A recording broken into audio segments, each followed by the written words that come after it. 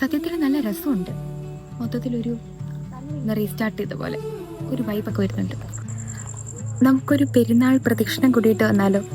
ഞങ്ങളിവിടെ പാലായി വന്നിട്ട് ഫസ്റ്റ് ടൈമാണ് നമ്മുടെ വീടിൻ്റെ വഴി പ്രദക്ഷിണം വരുന്നത്. അപ്പം അതിൻ്റെ ഒരു എക്സൈറ്റ്മെൻ്റ് ഉണ്ട്. ഇവിടെ നമ്മുടെ വീടിന് ചുറ്റും നന്നായിട്ട് അലങ്കരിച്ചിട്ടുണ്ട്. ഞാൻ വീഡിയോ കാണിച്ചു തരാം. ഞാൻ ഒത്തിരി സൗണ്ട് വെച്ച് പറയില്ല, കാരണം എല്ലായിടത്തും ഭയങ്കര സൈലൻ്റ് ആയിട്ടായിരിക്കണേ.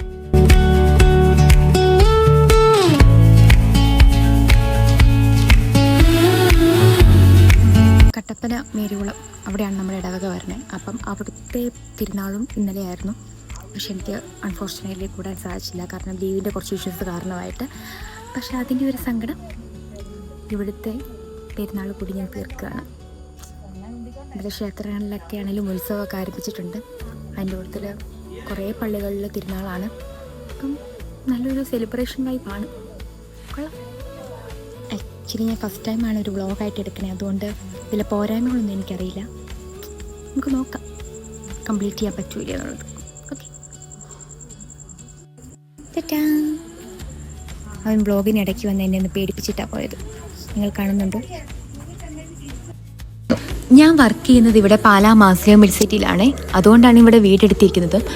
ഈ ഒരു ഏരിയയിൽ ഞങ്ങൾ മൊത്തത്തിൽ 2 ക്രിസ്ത്യൻ ഫാമിലീസേ ഉള്ളൂ. അതുകൊണ്ട് ഞങ്ങളുടെ 2 വീട്ടുകാർ ചേർന്നിട്ടാണ് ഇവിടെ ഫുള്ള് അലങ്കരിച്ചിരിക്കുന്നത് കേട്ടോ. ഇവർ പറയുന്നതനുസരിച്ച് കഴിഞ്ഞ കുറേ വർഷങ്ങളായിട്ട് ഈ റൂട്ടിൽ അങ്ങനെ പ്രദക്ഷിണം പോയിട്ടുണ്ടായിരുന്നില്ല.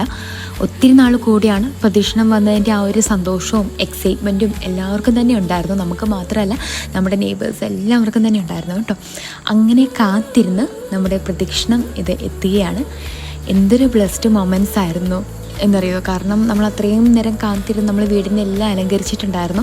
ഈശോയുടെ രൂപം വെച്ച് നമ്മുടെ വീടിന് മുമ്പിൽ അലങ്കരിക്കുകയൊക്കെ ചെയ്തിട്ടുണ്ടായിരുന്നു. അപ്പോൾ പ്രദക്ഷിണത്തിനോടൊപ്പം തന്നെ അകമ്പടിയായിട്ട് ചെണ്ടുമേളം ഉണ്ടായിരുന്നു കേട്ടോ. അത് ഭയങ്കര വൈബായിരുന്നു. അപ്പോൾ നമ്മൾ വീടിന് ചുറ്റും കുറേ ഹോസ്റ്റൽസൊക്കെ ഉണ്ട്. അപ്പോൾ പ്രദക്ഷിണം വന്നപ്പോഴേക്കും അവിടെയുള്ള ഹോസ്റ്റലേഴ്സും അതുപോലെ നമ്മുടെ നെയ്ബേഴ്സായിട്ടുള്ള ഹിന്ദു ഫാമിലീസ് കുറേ പേരുണ്ട്. അവരും അവിടെയുള്ള കുട്ടിപ്പട്ടാളവും എല്ലാവരും കൂടെ ഒരുമിച്ച് കൂടിയിട്ടുണ്ടായിരുന്നു. സത്യം പറഞ്ഞാൽ ഇവിടെ വന്നിട്ട് ഇങ്ങനെ എല്ലാവരും ഒരുമിച്ച് കൂടുന്ന ഒരു ടൈമും ഇതാദ്യമായിട്ടാണ്.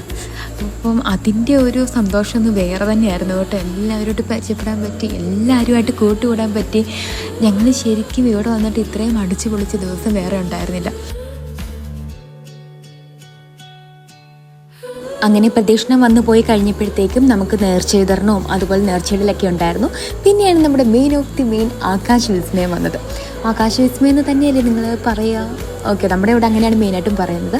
അത് നമ്മൾ ശരിക്കും എൻജോയ് ചെയ്തു. കാരണം നമ്മുടെ കുട്ടിപ്പട്ടാളംസ് എല്ലാം ഉണ്ടായിരുന്നല്ലോ.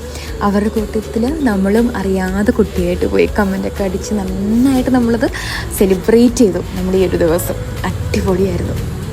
അങ്ങനെ പ്രദക്ഷിണം എല്ലാം വന്നു പോയി. ഭയങ്കര ഹാപ്പി. അമ്മ ബൈ പറയും. ബൈ. അങ്ങനെ പാലയിൽ വന്നിട്ടുള്ള നല്ല ഓർമ്മകളിൽ സൂക്ഷിക്കാൻ ഒരു ദിവസം കൂടി. അപ്പോൾ അടുത്ത വീഡിയോ കാണാം. Bye bye.